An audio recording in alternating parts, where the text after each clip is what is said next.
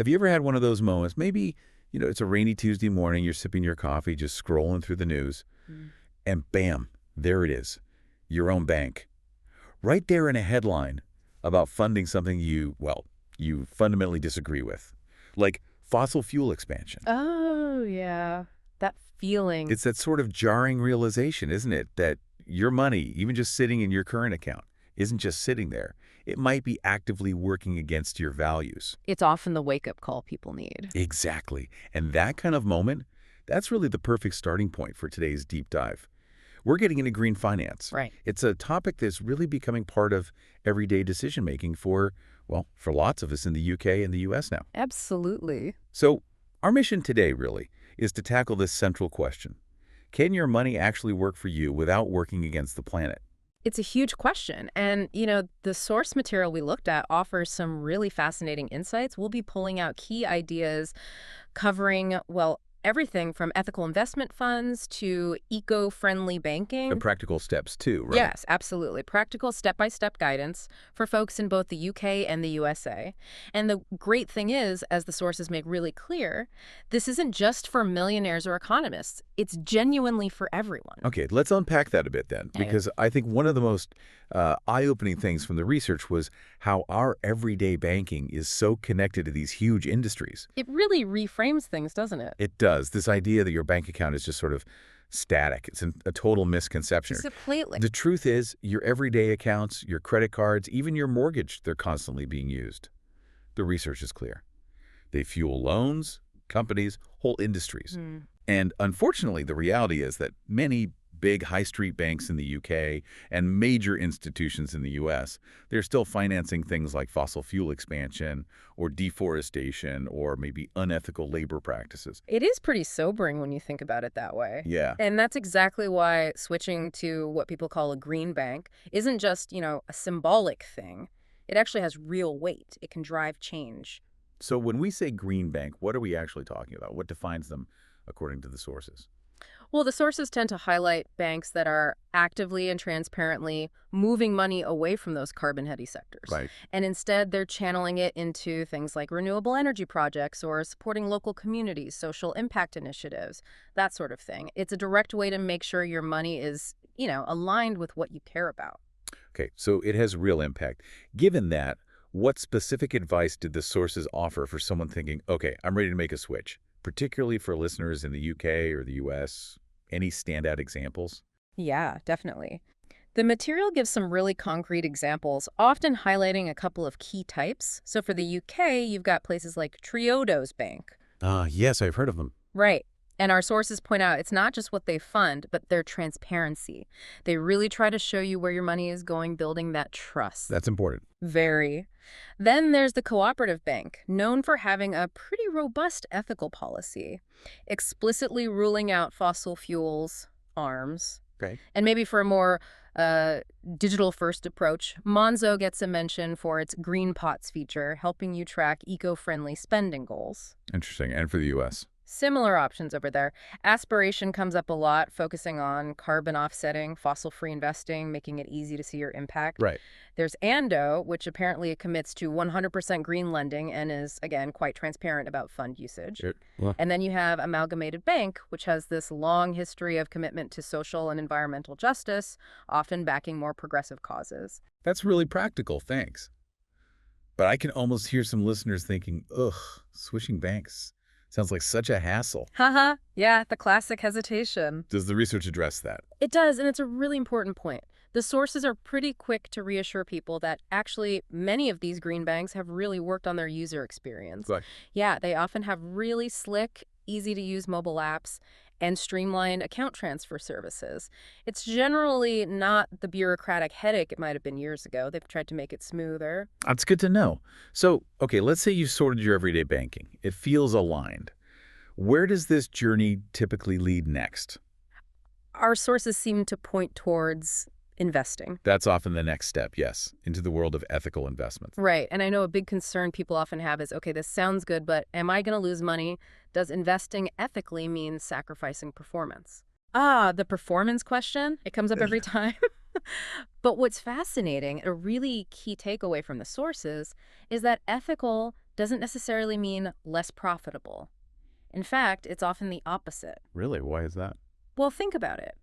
Companies with strong ESG factors, environmental, social, governance, they're often looking ahead. They're managing risks better. They're often more innovative. They're anticipating regulations and what consumers want. So they're potentially more resilient in the long run. Exactly. That's the argument. They might have a long-term advantage because they're built on more sustainable foundations. It's not just about doing good. It's often about good management.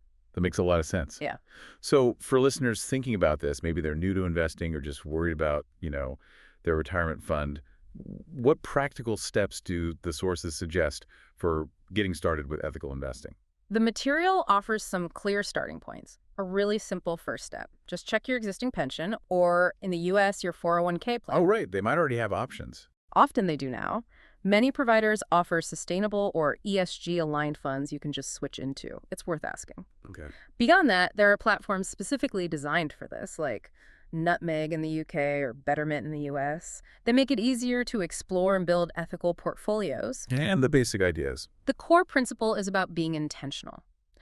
Directing your money away from industries like fossil fuels, weapons, maybe companies with poor labor practices. And towards. And actively choosing funds or companies that support things like clean energy, sustainable agriculture, social equity, better governance, that sort of thing. Right.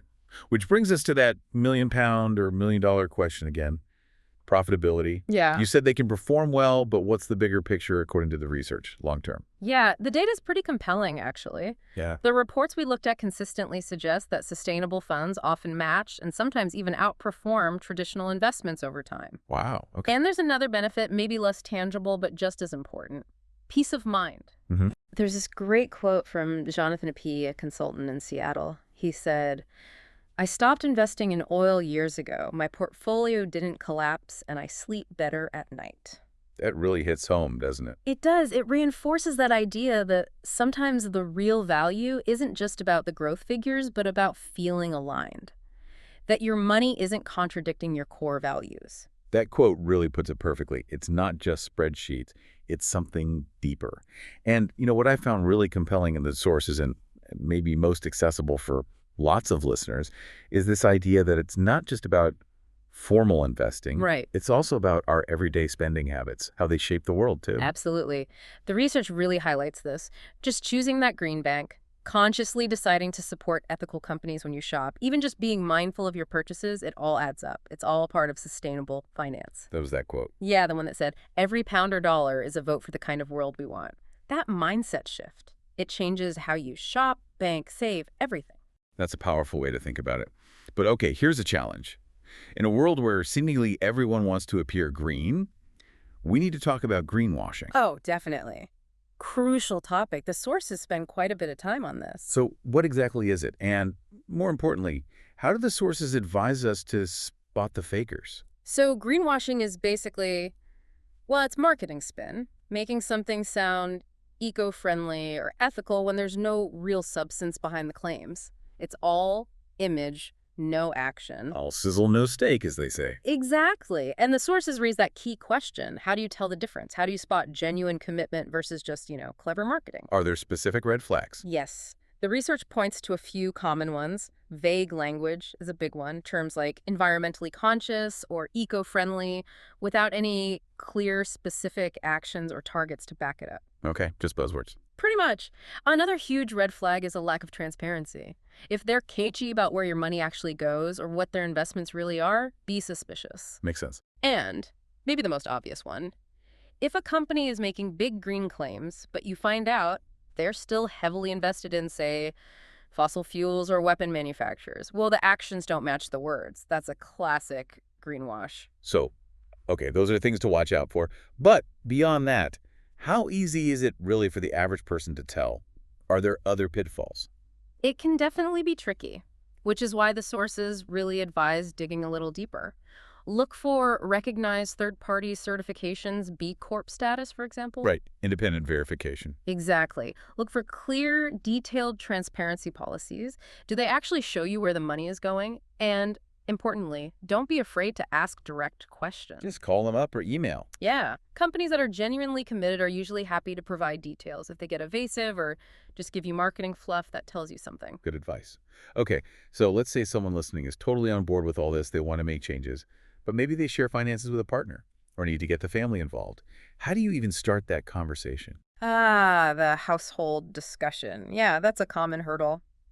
The material suggests framing it around shared values. Okay. Instead of leading with, we need to switch to Triodos Bank, maybe start by talking about things you both care about, like protecting the kids' future or supporting the local community, or just, not wanting your money to cause unnecessary harm. Find common ground first. Exactly. And maybe start small. It doesn't have to be everything all at once. Suggest switching just one savings account, perhaps.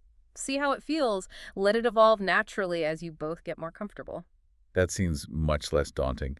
And connecting this back to the bigger picture, a question that often comes up is, can my individual choices, my ethical investments, really help tackle something as huge as climate change? Do these small shifts actually move the needle?